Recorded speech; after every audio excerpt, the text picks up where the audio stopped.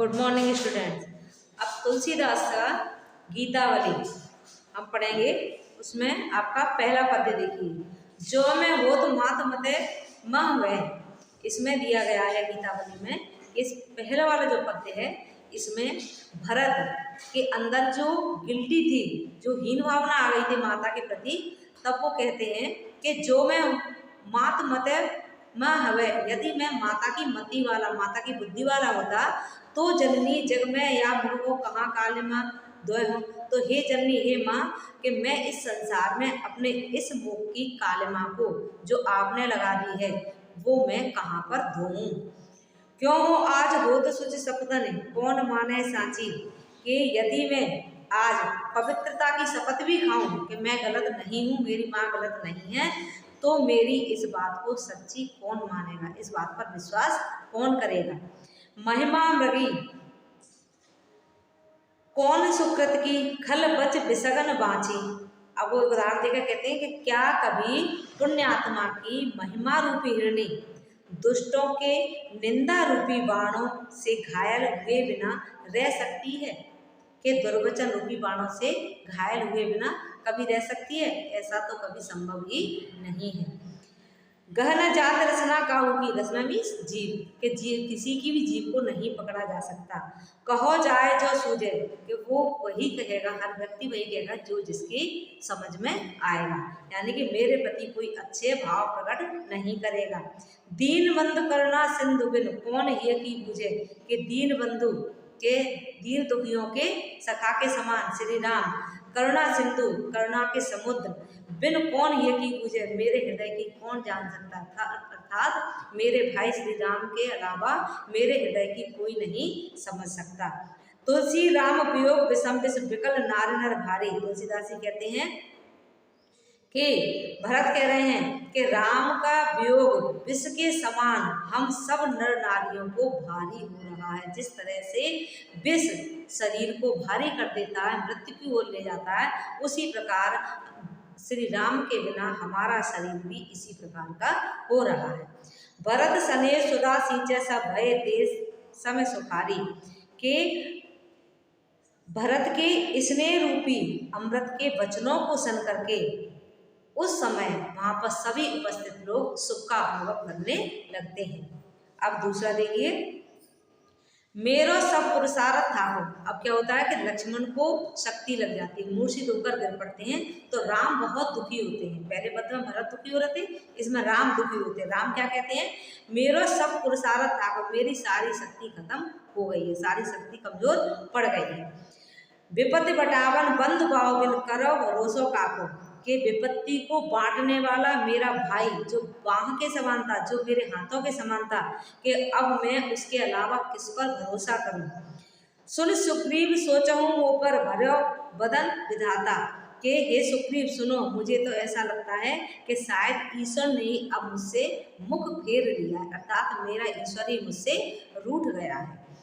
ऐसे समय समर संकट को तजो लखन सो भ्राता, मैंने उस समय लखन जैसे भाई को त्याग दिया, उस लखन जैसे भाई को मैंने छोड़ दिया, या ईश्वर ने मुझसे छीन लिया है जब मेरे ऊपर युद्ध का संकट आया हुआ है।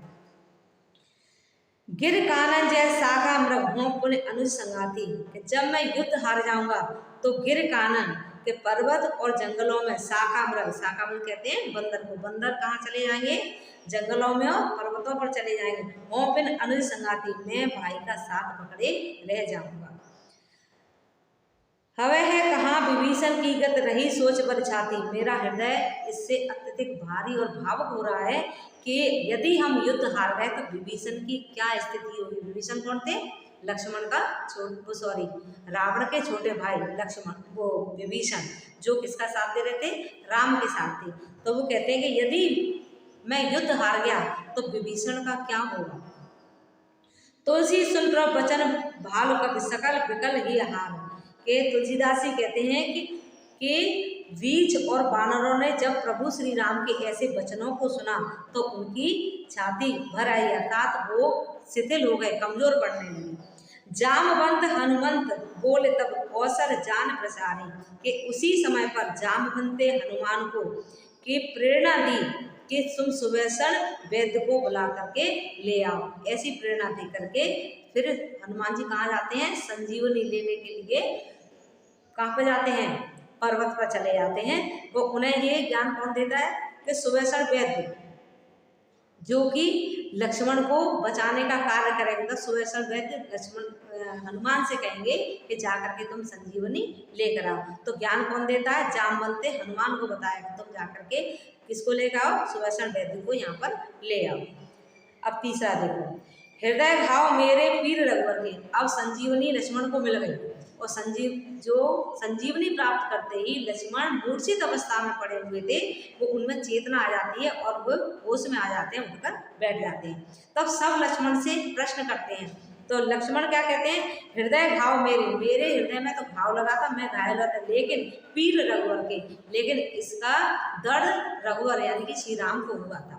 पाए संजीवनी जागे कहते हो, संजीवनी पाते ही वो जाग करके प्रेम पुलक विसराय शरीर, अपने शरीर की सुध बुध भूल करके लक्ष्मण कहते हैं कि मेरे हृदय में घाव लगा था और इसका दर्द श्री राम को हुआ था, भाई को हुआ था। मोय कहाँ बूझत पुन पुन, मुझसे आप बार बार क्यों पूछ रहे हो, जैसे बाढ़ अरत चर्चा केरी, केरी कहलाता है तोते, कि आप लोग तो मुझसे इस प्रकार पूछ रहे हो जैसे कि तोते से बार बार किसी चीज की, एक ही चीज की बार बार चर्चा की जाती है।